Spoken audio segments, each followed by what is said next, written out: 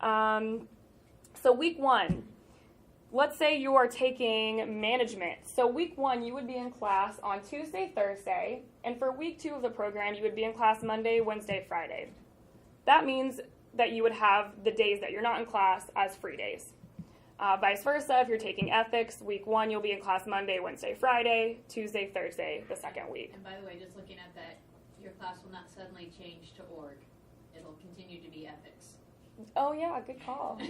Yeah, you will still be in ethics or management. Yeah. I was like, wait a minute, 415, we're not teaching information organization. Yeah. You don't want me to teach information organization. We won't do that. Yeah, so they will stay the same. But does that schedule make sense? I know it looks a little off, but really the point is to kind of keep you engaged across both weeks. And it's a lot easier for the Korean students as well, which I'll explain now. So in my mind, the most enriching part of the Yonsei program is getting to be in class with the Korean students. I've been there both years, both as a student and as an administrator. And as a student, I can tell you it was by far the best part about the program, was being in an LIS class in Yonsei and being in groups with Korean students. That being said, it also is very challenging. They have very wide ranges of skills in English, writing and verbal.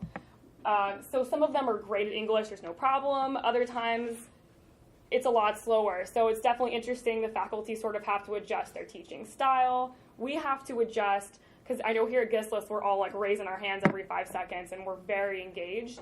But in Korea, it's a lot different in terms of how they respond to each other and the faculty. So it is different, but it's a lot of fun. As you can see in some of these pictures, we always do a wrap up on the last day of class, and they bring us cake and they bring sparklers. It's really adorable. But these are photos from the last days of classes,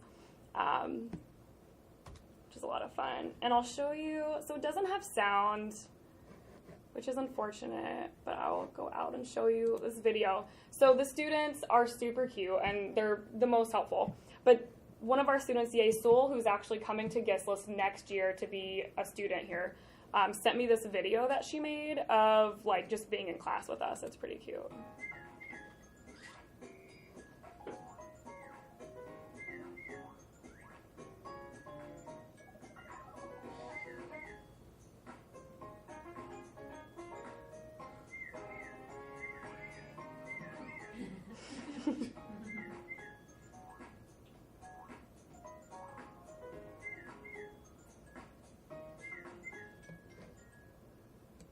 So there you go.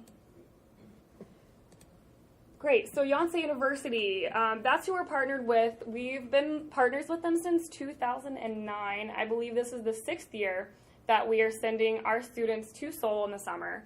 As well as us going to Seoul, they actually send some of their students here during the year. You might have had them in your classes, and they're earning a dual degree at both Yonsei University and here. So it's an exchange in which we send students there, they send students here.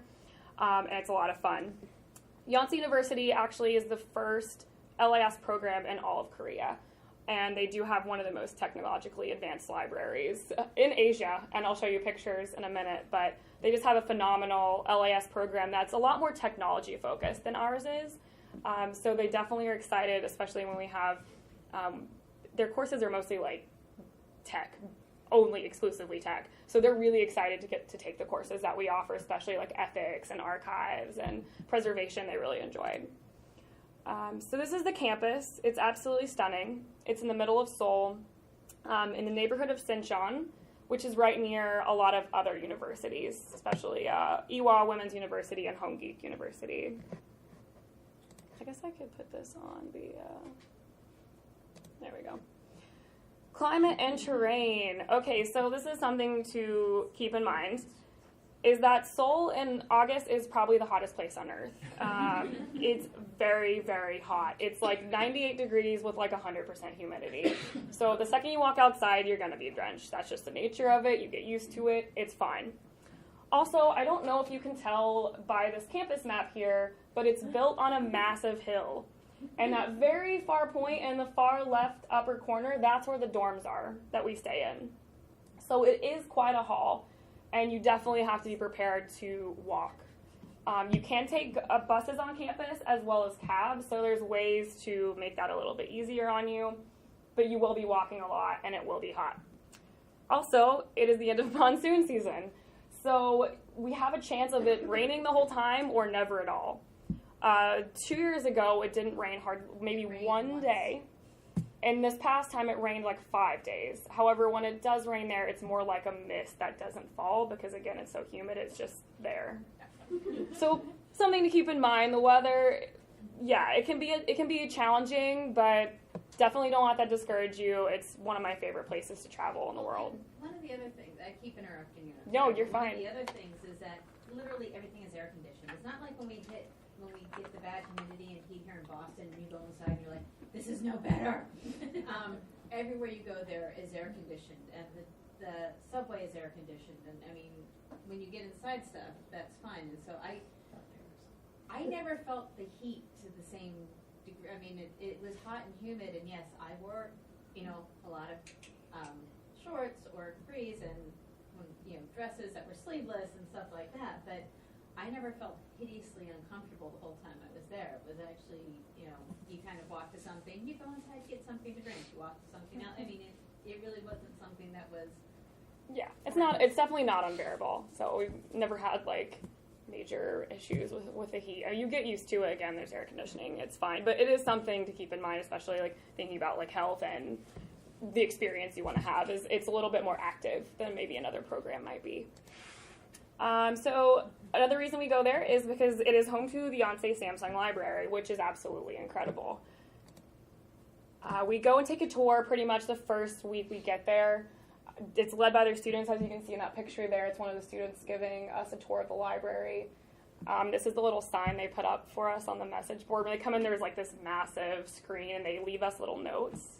It's, welcome to you. Welcome to visitors from Simmons College. Yeah, they're really cute. So this is their digital koi pond. So you can actually like play with the fish when you walk in, and they like move to your touch. Pretty awesome. This is us playing with the memo board. And basically the whole library is run off a kiosk system. So when you walk in, you like scan your ID. It tells you like what tables are available, what books you've checked out, if you've ordered things on reserve. You have your whole home screen on a kiosk, and everything pops up. And they show you, like, they have international computers in like 20 different languages. So it's very impressive. And also really beautiful. And a really good coffee shop in the roof. This is the Yonsei University Museum and Archives. So now I'm just kind of showing you some of the site visits and cultural excursions that we'll definitely be visiting, as well as a few that are optional, but I would encourage you to visit. We'll definitely visit the archives there at Yonsei. They do a very good tour. We did go to the Korean Film Archive, which I can show you the video. Doesn't probably have sound. That's okay. The Korean Film Archive, I absolutely loved. Was really interesting. They're showing you there because they have a lot of different kind of preservation concerns in Korea that we do because of the heat, as well as the fact that they don't actively preserve their films for a long time. They just recently started doing it. So they have this very innovative preservation lab there that we all really enjoy. Well, they're sleeping, obviously. It's awesome. There's a lot of bus rides and a lot of napping in the bus.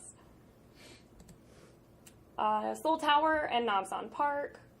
Awesome places to visit. You can see all of Seoul from there. Lots of palaces, most of them being built by the Joseon dynasty. And if you think about, as you can kind of see in this picture, if you think about Seoul, it's basically like 5 Manhattans crammed together with like beautiful mountains surrounding it. It's a really interesting landscape because you do feel like you're in the middle of like the biggest city in the world, but also mountains and mountains for miles. If you've actually ever been to San Francisco, Seattle, Vancouver, they're It's very more like similar types of setups. We also did a temple tour, a temple life tour. It's something that if you're interested in, I recommend. If you're interested in learning more about the Buddhist religion and culture. And we did a temple stay that was just a day long. You can actually stay overnight in a lot of temples there. It does cost quite a bit of money, but the day ones are like $10. It's really cheap. And basically they do like a tea ceremony with you. A Buddhist monk will teach you how to meditate, which is pretty amazing. You get to build little lanterns. They teach you all about the Buddhist religion and walk you through. So that's something that I think the students have really enjoyed the past few years. And just the temples in and of themselves are absolutely incredible. Where we'll be living is Sinchon Station area. So obviously the dorm is on the Yonsei University campus. It's called Muwok International Dorm, and it's walking distance to the Sinchon Station. So Sinchon is a very lively young neighborhood. There's like 4 universities in this area. They have a huge coffee shop culture. As you can see from the Dunkin' Donuts there, it is the first, not Dunkin' Donuts, sorry, Krispy Kreme. I've got Dunkin' Donuts on mine. Krispy Kreme, it's the first one in Asia, is in Seoul, which everybody thinks is pretty cool.